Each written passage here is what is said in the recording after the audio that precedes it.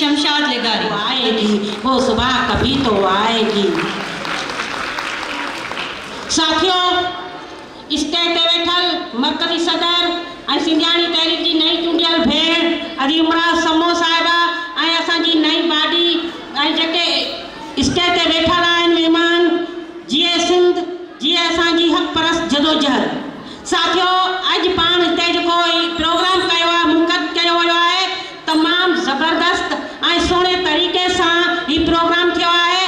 ऐं सभिनी भेनरुनि खे ऐं असांजे भाइयुनि खे मुबारकबाद पेश कयां थी, जन वॾी महिनत सां हीउ असांजो प्रोग्राम जेको सजायो अथनि उन जी आउं सभिनी खे मुबारकबाद पेश कयां थी।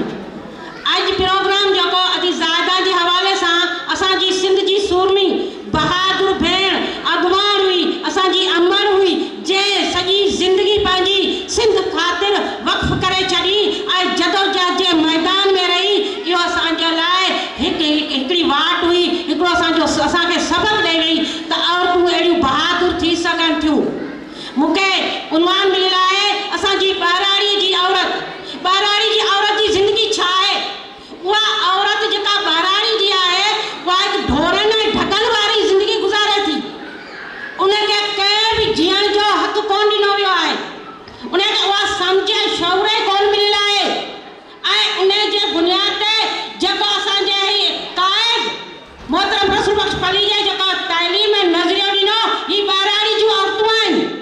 उहे बि ॿाराड़ी जूं औरतूं आहिनि जेके असां हिते स्टेजनि ते बि पंहिंजे हक़नि, पंहिंजे ईंदड़ नसुल जे बचाए लाइ पंहिंजी सिंध ख़ातिर विढ़ूं थियूं।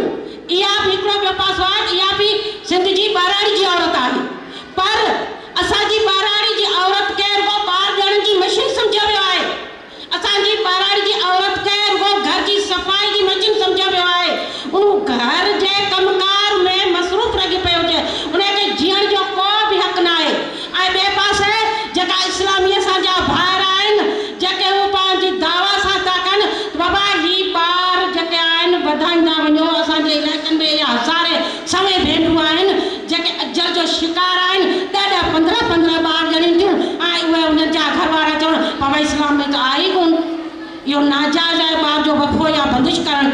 त उहा औरत सॼो ॾींहुं पंहिंजे पनीअ जो कमु करे, पंहिंजे माल जो कमु करे, पोइ पंहिंजे ॿारनि जो कमु करे, वरी जेको हर वेल छपंदड़ सवालनि खां चिरकियल, पल पल जी मारियल मां पल पल में मरंदड़, रिश्ते नाते खां कुर्बान थींदड़, भले कुझु चओ पर मां औरत ई रहंदुसि। औरत हुन ते मां नादान न आहियां ऐं मञराए रहंदुसि जो मां इंसान आहियां।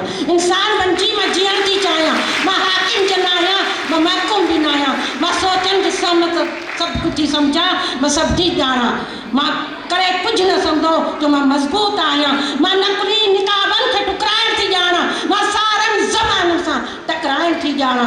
मां औरत, मां ॾोही जो अचो त गॾु थियूं, अचो त अॼु ज़ायदा शेख जे नज़रिए ते हलूं, अचो त असांजी क़ाइद जे नज़रिए ते हलूं, अचो त पाण नज़रियाती हथियार बंदि थियूं ऐं घर घर वञूं, ॿाराड़ीअ जे भेनरुनि खे इहो पैगाम ॾियूं। ऐं पंहिंजो नसीब न आहिनि, ही मुल्हनि जूं ख़बरूं आहिनि।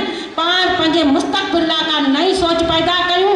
असांजे ॿाराड़ीअ में हेपाटाइटिस बी जेके इन जे करे थी आहे त आम जेके असांजूं भेनरूं आहिनि से बि नशेवर थी वियूं आहिनि। औरतूं असांजूं जेको नशा पियूं वापराइनि, असांजा नौजवान नशा पिया वापराइनि, असांजा पोड़ा पका नशो में मुब्तला आहिनि। इहे होटलनि में ज़िंदगी गुज़ारे बसर था कनि। त उन जे लाइ वाहिद निजात ही आहे, वाहिद अवामी तहरीक आहे, वाहिद ही पार्टी आहे जेका पाण पंहिंजे मक़सद ते, पंहिंजे मंज़र ते पाण खे ही पहुचाईंदी। ॿी का बि असांजी तइलीम कोन्हे, को बि इदारो कोन्हे।